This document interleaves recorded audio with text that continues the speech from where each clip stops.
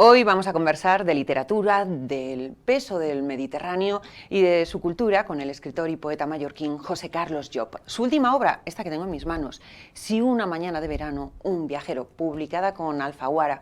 Un viaje rememorando los días transcurridos durante 33 veranos de su vida adulta en una casa frente al mar en su Mallorca natal. Bienvenido, José Carlos. Muchas gracias. ¿Por qué este guiño a Italo Calvino? ¿Qué es ese libro para ti? Este libro, primero llamaremos a Italo Calvino Calvino el bueno, ¿no? Porque hay dos Calvinos, uno era muy malo y este es el bueno.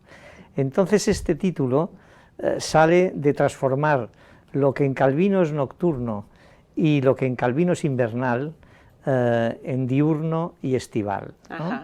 Y al mismo tiempo le añadí una coma, porque esa transformación de la noche al día y del invierno al verano es trabajosa, quiero decir, has de respirar un poco después de haberla hecha, y las comas nos ayudan a respirar, ¿no? Pero el libro de Calvino es un libro que te enseña que todas las historias que ocurren en tu vida o que te cuentan la gente cercana a ti acaban desembocando en un río común, y ese río común es la literatura. Lo que ocurre es que así como, por ejemplo, una narradora que a mí me gusta mucho, que es Karen Blixen, es una narradora de chimenea, yo soy un narrador o un poeta, cuando lo soy, solar, y entonces necesitaba el verano y necesitaba la mañana. Yo en este lugar que cuento en el libro he asistido durante 33 veranos de mi vida a la primera mañana del mundo cada día, y eso es impagable. Y eso tenía que salir algún día en forma de libro y ha salido ahora. En este libro se acumulan años y años de cultura mediterránea, se encuentra también, ¿no?, ese carácter insular de tu isla, de Mallorca, como digo, esa cultura, pero ¿eso está deliberado en el libro o te sale de manera improvisada totalmente? ¿Es algo que no eres muy consciente cuando escribes? Esto es natural, como cambiar de piel, es decir, esto es natural. Cuando se ha nacido en una isla, la cosmovisión es distinta a la del continental, ¿no? Y además hay una cosa muy curiosa, y es lo parecida que es, sea en el Mediterráneo, sea en el Caribe, o sea en el norte de Europa. Quiero decir, a un irlandés lo entiendo bien. Un inglés, que aunque es una isla que es un continente, un inglés tiene muchas cosas en común con nosotros, o al revés. Y Lampedusa en Sicilia y un escritor mallorquín, si lo es de verdad, también tienen muchas cosas en común. Y hace años traduje, cuando todavía no era Nobel, traduje una antología que hice yo, la antología la seleccioné yo, del poeta Derek Walcott, del poeta antillano Derek Walcott, y al cabo de unos meses le dieron el premio Nobel. Si quieres podemos hablar después de esto, porque hay una historia graciosa respecto a los premios Nobel y uno mismo, ¿no? Pero leyendo la poesía de Walcott, que la mejor manera de leer una poesía es traducirla a tu lengua, porque es hacerla tuya y comprenderla mucho mejor, vi que no se alejaba tanto, imagínate, el Caribe y nosotros no tenemos nada que ver, pues no, la insularidad hacía que hubiera un denominador común, y en ese denominador común nos entendiéramos perfectamente, y así salió la traducción bien, ¿no? ¿Hay algo crepuscular, decadente en tu obra, una especie de sensación, pues, de pérdida ya del tiempo, de paso de ese tiempo, de fin de un tiempo, de fin de una cultura, ¿no?, de esa cultura también mediterránea? ¿Eso también es deliberado? Fíjese que soy una persona optimista, pero es verdad que hay una noción de acabamiento del mundo que he conocido. Lo que pasa es que ¿Te consideras un autor del final de un tiempo? No, me considero un autor de mi tiempo. Lo que pasa es que mi tiempo está dando las últimas boqueadas. Por eso, del final de un tiempo, ¿no? De la misma manera que está dando las últimas boqueadas o las penúltimas la civilización Gutenberg, y estamos entrando en otra que no tiene nada que ver, ¿no? Y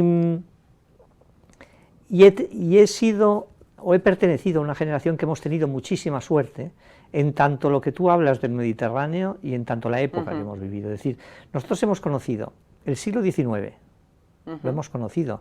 Yo veraneaba de pequeño en un lugar donde no había luz eléctrica, donde se sacaba el agua del de la cisterna, que era el agua de lluvia, sí, y donde se funcionaba con quinqués, es decir, con luz de petróleo. Cuando llegó el camping gas fue como un invento de los marcianos, quiero decir, la luz era de marciano, porque era una cosa cegadora, hacía un ruidito y era como una intromisión. Esa intromisión luego la hemos seguido viviendo en muchas otras cosas, pero hemos conocido el 19, hemos conocido el 20, hemos conocido el 20 sin revolución industrial, sí, es decir, sin la revolución industrial que hubo en Europa, por ejemplo, en el 19, y hemos conocido el siglo XXI ya posterior a una revolución industrial que en nuestro caso ha sido el turismo, ¿no? Como ha sido en gran parte del Mediterráneo. Todo eso yo creo que configura un carácter, como lo configura la cultura, pero además también ayuda o contribuye a configurar la visión del mundo y su interpretación, repito. ¿Algún amigo tuyo ha vinculado tu nombre y tu obra o ha mencionado las palabras gatopardesco? ¿Encuentras esa relación? ¿Te sientes un poco como el príncipe de Salina al final del baile? No, yo el único príncipe es que cuando nací el médico que me atendía me llamaba el príncipe, es el único principado que he tenido y fue breve porque fueron una serie de meses, pero le agradezco mucho a este amigo que dices el título, pero sí que es verdad que hay una cierta relación entre, ya no entre Sicilia y Mallorca. Mallorca a veces se le ha llamado la Sicilia sin muertos, sí, ¿no? No hay luparas, no hay, pero también hay unas relaciones más espesas como lo son en Sicilia, y después una manera de mirar todo eso que la literatura de Lampedusa puede conectar con algunas cosas de mi literatura, pero de manera como nota a pie de página, yo como una nota a pie de página es que suya. en ese gato pardo también es el final de una sí, época, ¿no? Sí, pero él con quien está relacionado, hay un autor mallorquín que sí que tiene una relación potente en cuanto no tanto a la vida como a su cultura y a su literatura, que es Lorenzo Villalonga. Lorenzo Villalonga y Lampedusa, Lorenzo Villalonga murió hace muchos años, pero Lorenzo Villalonga y Lampedusa sí que tienen una relación más estrecha. Ahora, que mi amigo me llame lampedusiano para mí es un honor y lo agradezco mucho, porque algo lampedusiano sí que lo soy. Las mujeres en tu obra aparecen con frecuencia como figuras distantes, casi inaprehensivas. No sé si es una percepción mía o tú estás de acuerdo con eso y eres consciente de esa distancia. No, lo que pasa es que soy algo pudoroso, ¿no? Y entonces no es que las distancie, pero no entro en excesivas intimidades. Pero si usted lee, por ejemplo, Oriente, verá que las mujeres, que es mi última novela, las mujeres no son inaprehensibles precisamente, sino todo lo contrario, ¿no? Pero bueno, esto cada uno es cada uno y el escritor es el escritor. Has vivido en una biblioteca durante muchos años, sí, profesionalmente, sí. Y tu biblioteca no es cualquier cosa. ¿Qué significan para ti los libros como forma de amueblar tu mundo? Bueno, hay una frase, ahora que has dicho lo de amueblar tu mundo, una pregunta que le hicieron a un decorador británico hace muchos años, estos decoradores de los 50 sí. que ayudaron a Hitchcock también, sí. etcétera, que no recuerdo el nombre porque siempre se me olvida, que le dijeron, oiga, ¿cómo decorarías tu casa? Y mira que la frase es espantosa porque decorar, ¿no? Y se quedó un momento callado y dijo, books, books, books. Claro, no estamos hablando de decorar, pero los libros son la vida. Es decir, los libros sin la vida no son nada, porque si no has vivido con cierta intensidad, tú no entiendes según qué cosas, no entiendes el papel de la Sanseverina en la Cartuja de Parma y no entiendes tantas y tantas cosas que están en la literatura.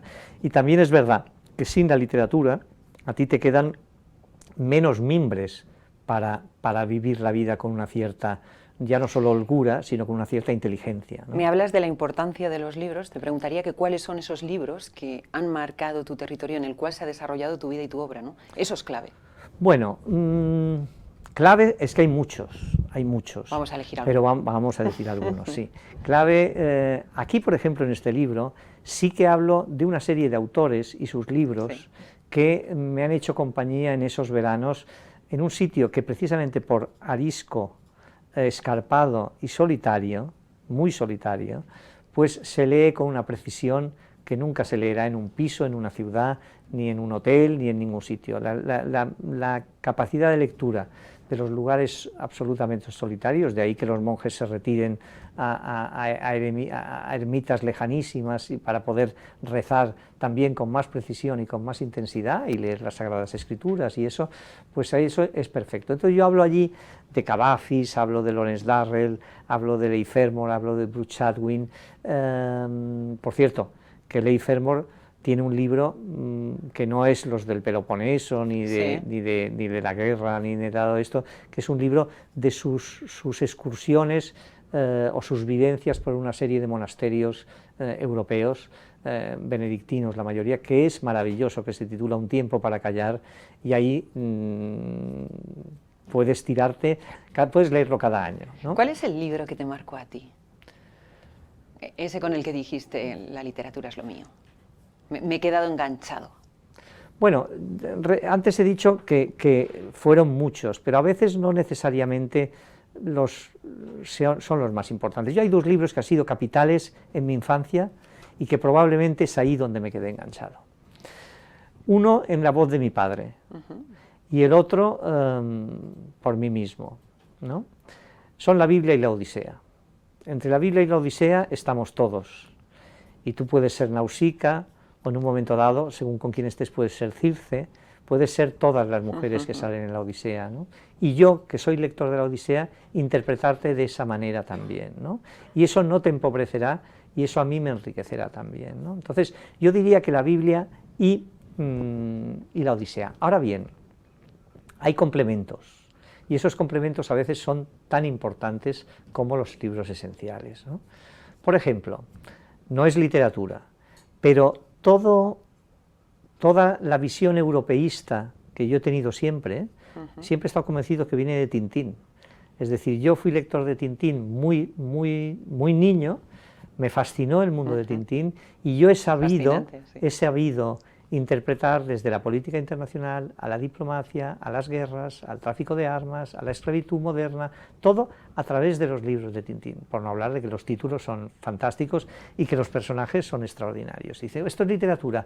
Bueno, yo no sé si es literatura, pero se convierte en una literatura, ¿no? Hergé acaba siendo una literatura, y de hecho son muchos los escritores que citan a Tintín o las historias de Hergé, y que hay incluso, yo que sé, un crítico tan importante y novelista también él, como Pierre Assoulin, que ha escrito una biografía de Hergé magnífica. Un autor español como Arturo Pérez Reverte es un hombre que siempre ha asociado su gusto por la aventura a las aventuras de Tintín que leyó en la infancia. Es decir, Tintín, incluso yo a veces he dicho, con molestia para algunos, que el mundo se dividía entre tintinófilos y partidarios de Astérix, ¿no? Y entonces los partidarios de Astérix acaban siendo independentistas, en fin, acaban teniendo un tipo de vida como la tribu gala. Y los partidarios de Tintín somos más partidarios tanto de la felicidad como de la civilización. Hablabas de las mujeres, así que voy a volver a las mujeres. Hablabas tú. ¿Qué mujeres? Bueno, pero luego me has dicho que incluso en la Odisea, ¿no? Podrías ver en mí rasgos de una o de otra. ¿Qué mujeres son más reales? ¿Qué mujer es más real para ti? ¿La mujer de la vida o la mujer que crea un autor en una obra literaria? Las mujeres de la vida. Las de la vida. Si no nos suena a las prostitutas, claro. Las mujeres de la vida son importantísimas. No solo son importantísimas, sino, bueno, cada uno es cada uno, y para otros eran los hombres de su vida, pero esas mujeres tienden una red bajo nosotros que nos sostiene. Es decir, hablamos de la cultura nos sostiene, pero nuestras relaciones femeninas, contribuyen a hacernos también como somos, y en muchos momentos de la vida nos sostienen, con su presencia o con su memoria.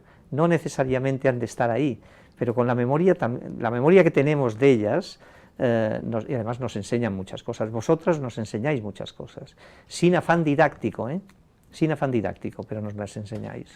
Hombres y mujeres, los construyes en base a tu imaginación, en base a recuerdos que tienes, y haces un poco como una especie de Frankenstein, de puzzle No, yo soy ¿Cómo es ese proceso? Soy aficionado a que, en mi literatura, a que todo surja de la vida real, por camuflado que esté, que lo está muchas veces, surge de la vida real.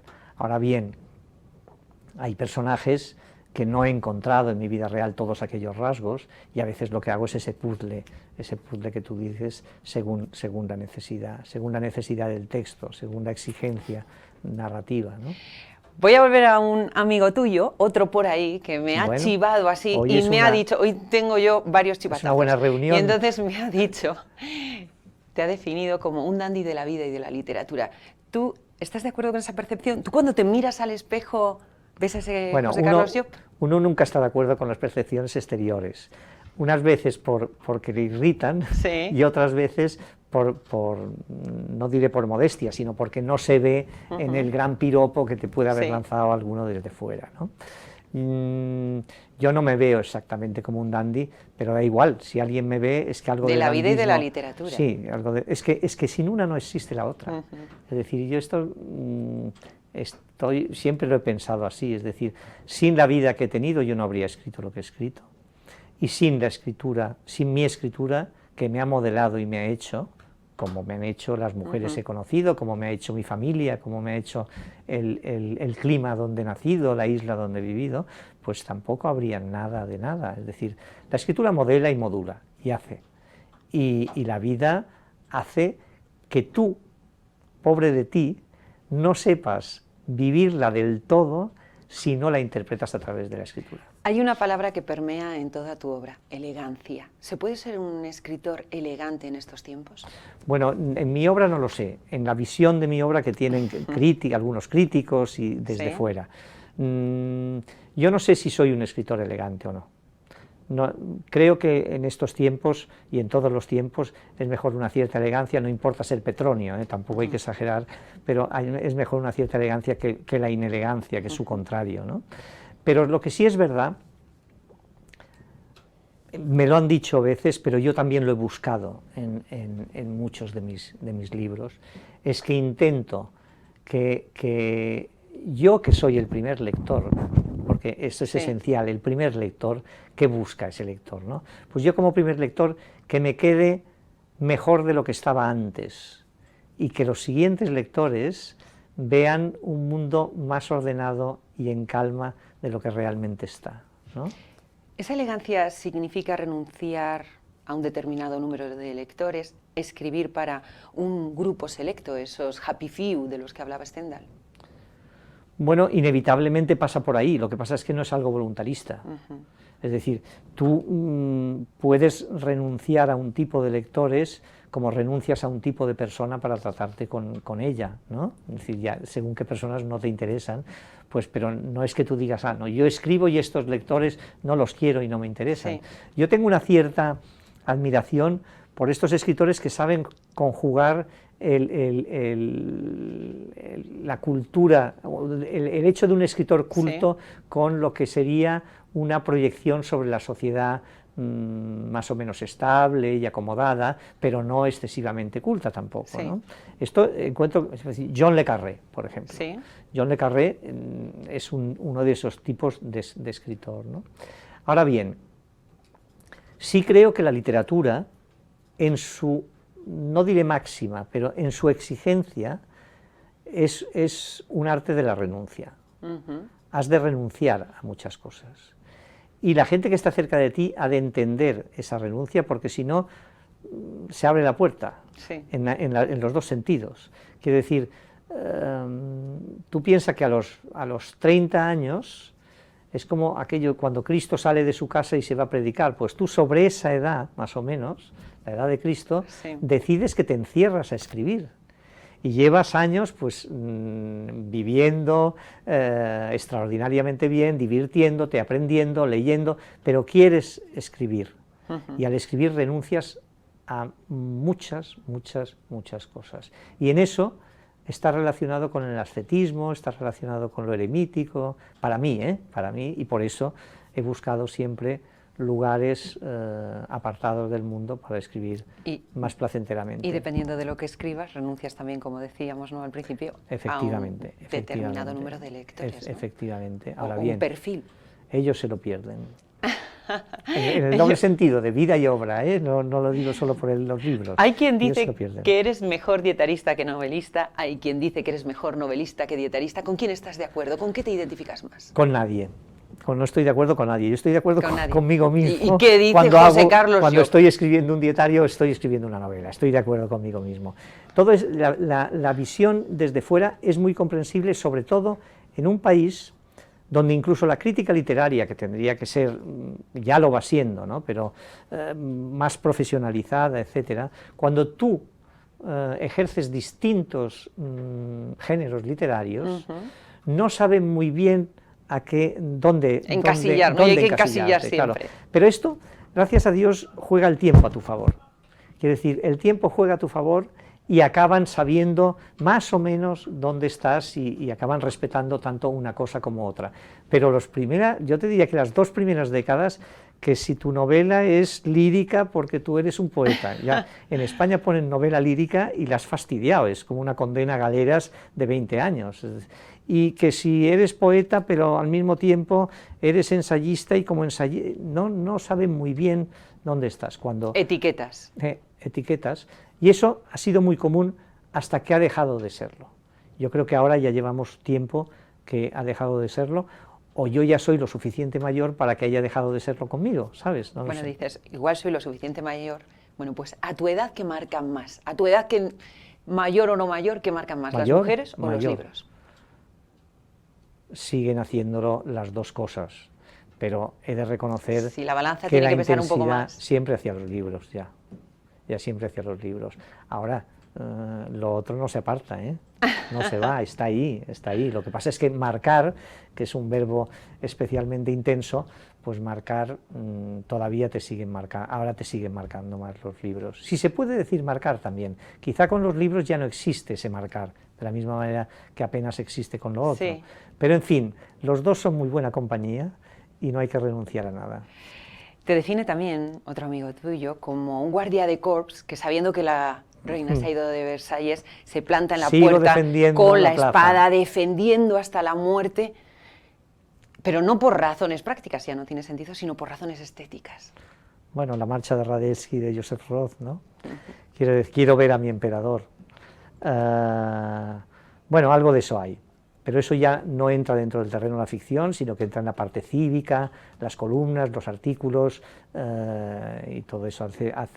Hace poco saqué un libro que se titula Vladivostok, que hablaba de estas cosas y eran la colección de terceras que publiqué en el ABC hace una serie de años, sí.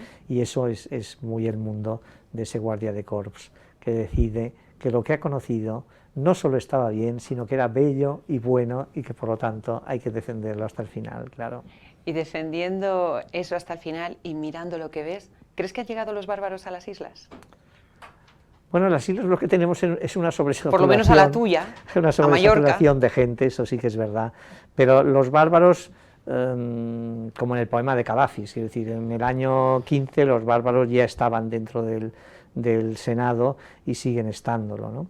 Los bárbaros ajenos, los bárbaros extraños, esos de los que tú hablas, sí. Esos sí que ha habido un nuevo descubrimiento del Mediterráneo por parte de los europeos del norte, que no habían llegado en las primeras oleadas, y por parte de los del este, que no conocíamos, ¿no? Esos han llegado. Y por todo el Mediterráneo la sensación es que lo han elegido como si supieran que tiene que pasar algo, y que entonces quieren contemplar ese algo grande que va a pasar desde la mejor platea de Europa, que es sin duda el Mediterráneo, ¿no? Y esto es la sensación que tengo, pero puede ser una sensación equivocada. Lo dices con una sonrisa, ¿pero te preocupa? Es que si me preocupa no puedo... ¿O lo asumes? No asumo, pero tampoco, es decir, lo escribo, lo puedo criticar en una serie de cosas, etcétera, pero no puedo arreglar el mundo. No, puedo quedarme de guardia, como decías tú antes, pero arreglar el mundo ya no. El mundo te pasa por encima, como siempre, por inteligente, por culto, por guapo, por estúpido, por feo que seas, el mundo siempre acaba pasándote por encima. Pero el mundo no es la vida, ¿eh? El mundo, los que estudiamos el catecismo aprendimos que los tres grandes enemigos del alma eran el mundo, el demonio y la carne. La carne estaba en tercer lugar, lo cual quería decir que tampoco era tan enemiga del alma, muchas veces era complementaria, o al menos así lo quisimos interpretar en mi generación. Pero el mundo estaba en primer lugar y no dejó de estar en primer lugar.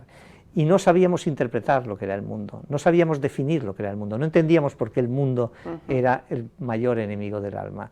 Vas creciendo, vas haciéndote no mayor. ¿Vas entendiendo más? Y lo entiendes, vas entendiendo perfectamente porque el mundo es el gran enemigo del alma, del espíritu, de la literatura, del Porque hay arte. muchos que dicen, entiendo más, pero cuanto más entiendo, menos entiendo, ¿no? Más desentiendo. Bueno, lo que pasa es que hay tantas cosas para entender que nunca puedes abarcarlas todas, y es verdad que que el sabio es aquel que sabe muy poco y que con esas 4 mimbres pues hace lo que puede, ¿no? Es decir, y que cada vez cuanto más sabes, más consciente eres de que sabes menos. Eso sí que es cierto, está relacionado con lo que has dicho. Que la elegancia permea en tu obra, tú eres un hombre elegante. ¿Cuándo se deja de creer en muchas cosas por la edad, por el paso del tiempo, por la experiencia, y pasan la cultura y la estética a convertirse en la ética, de uno? Muy pronto. No la primera parte de tu pregunta, no el dejar de creer, porque es verdad que cuando eres joven te crees que puedes cambiar el mundo, o que puedes hacerlo mejor, ¿no? Pero cuando aquello se convierte en lo que has dicho, esto es muy pronto, es decir, y además es una bandera y es una infusión sanguínea y es un motor y el combustible de la vida, ¿no? Es decir, claro que el arte es una ética, claro que lo es. También hay arte que no tiene ni un pelo de ética, ¿eh? Porque la belleza no siempre es ética. No siempre lo es. Hay veces el talento que no tiene por qué ir relacionado con la ética. No, y el talento, puede haber alguien muy talentoso y ser que carezca malvadísimo, ¿no? Y ser malvadísimo y no hacer el bien, sino todo lo contrario. De hecho, Lucifer encontramos varios casos. De hecho, con Juan Manuel de Prada justo hablábamos de esto, porque lo mencionaba en su libro, y había casos como el de Picasso, ¿no? Y hay muchos que podemos poner. Sí, a Picasso le ha tocado ahora. Quiero decir, Picasso ha sido Dios durante sí, y ahora le está tocando décadas, que le den. Y ahora le toca recibir, pero fíjate que no se atreven a darle mucho. No sea que bajen las cotizaciones. Es decir, hay otro mundo superior ahí para impedirlo. Pero Lucifer era el más guapo y el más inteligente de los arcángeles, ¿no? ¿Tú eres de reconocer el talento dejando al lado la ética, o crees que eso tiene que ir? ¿Te refieres en mí o en los demás? En los demás. Cuando tú miras el talento, cuando tú miras una obra de arte, dependiendo de quién lo ha hecho, ¿eso para ti queda condicionado? No, no ha quedado condicionado durante mucho tiempo. Te diré que ahora prefiero rodearme de los que el talento y la verdad y una cierta idea del bien en el mundo, prefiero estar rodeado de estos que de los contrarios. Para terminar, vamos a hacerlo con la poesía, ¿no? Tú eres poeta, has traducido también, de hecho estabas Walcott y otros poetas catalanes, sí. ¿Cómo se traduce poesía? Porque si hacer poesía es difícil, traducirla ya. Bueno, pues te lo diré. Primero... Y luego encima un Nobel, o sea, a ese nivel, quiero decir. Pero el Nobel vino después. Sí, vino después, pero es el nivel de un Nobel, ¿no? Sí, podemos hablar de lo del Nobel, te decía antes, si cabe, ¿no? Y después hablamos de la poesía, o antes hablemos de la poesía. Pero el Nobel fue muy curioso porque decidí traducir a Walcott, y que son 30 poemas, ¿eh? Y al cabo de nada le dieron el Nobel, ya estaba hecha la traducción. Le pedí a Pilar Reyes, mi editora de Alfaguara, para Reyes de Alejandría, que es una de mis novelas, que por favor a ver si me podía conseguir una fotografía de Dylan, que es muy conocida, como cubierta del libro, pensando que sería imposible. Y Pilar consiguió esa foto con la aceptación tanto del fotógrafo como de Dylan, ¿no? Y esa foto de Dylan está en la... Segundo. Y tercero, salió una recopilación de las 3 primeras novelas de Patrick Modiano en anagrama, y Herralde me pidió un prólogo, porque yo le había dicho, estas 3 novelas las podías publicar, poniéndole el título de Trilogía de la Ocupación, que es un título que en Francia Sí. no funcionaba editorialmente, pero sí universitariamente había habido trabajos como la Trilogía de la Sí. Ocupación refiriéndose a esas tres. Y enseguida le dieron el Nobel a Modiano, quiero decir que hay algo raro en esto. Pero bueno, no me ofreceré Te como van a agente. pedir que los Por traduzcas eso a digo, todos, ¿no? No me ofreceré como agente Yo de si esto. fuese traducible No, te diría, tres tradúceme. veces ha ido muy bien. Y respecto a la poesía te diré, dos cosas que son esenciales. Primero, la fascinación por la obra del poeta Kelly. Sí. Esta es esencial. Y la segunda, humildad por tu parte. Y la tercera, que ya es complementaria de esas otras dos, que son las importantes, un gran dominio no tanto de la lengua de salida como de la lengua de arribada. Es decir, tú has de dominar mucho tu lengua para poder traducir a otro poeta. Claro, darle esa riqueza. Sí, es decir, Ese pero juego. la humildad sirve para que tú sepas desde el principio que la totalidad del poema del otro no la vas a conseguir. Esa totalidad y esa intensidad tú no la vas a conseguir, pero te vas a acercar lo más posible, ¿no? Y ahí está la lengua de arribada, que es importantísima. Es un grandísimo reto, ¿no? ¿Qué te supone más reto, traducir o hacer tu propio poema? Soy traductor ocasional, ¿eh?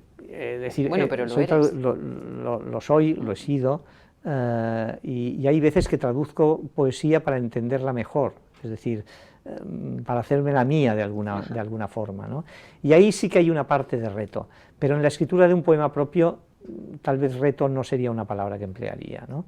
Es un don, es una virtud, es un estado de gracia, pero no es un reto, es una cosa superior a un reto. Pues nos quedamos con todo lo que nos has contado y con este viaje tan bonito que propones por Mallorca, una isla deliciosa sin duda, por esa carretera de Soller, Vall de Musa, viendo el mar por la montaña, esos paseos, ¿no? Sí, Sobre todo una sin forma, duda es un viaje que merece la pena. Una forma de vivir el verano. Pues con esta forma de vivir el verano, ya sabe usted, si una mañana, un verano, con esa coma, nos despedimos. Ha sido un placer, José Carlos Llop. Para mí también, muchísimas Esperamos gracias. tenerte de nuevo, muchos éxitos con el libro. Nos vemos la semana que viene de nuevo aquí, con otra entrevista muy interesante. Hasta entonces.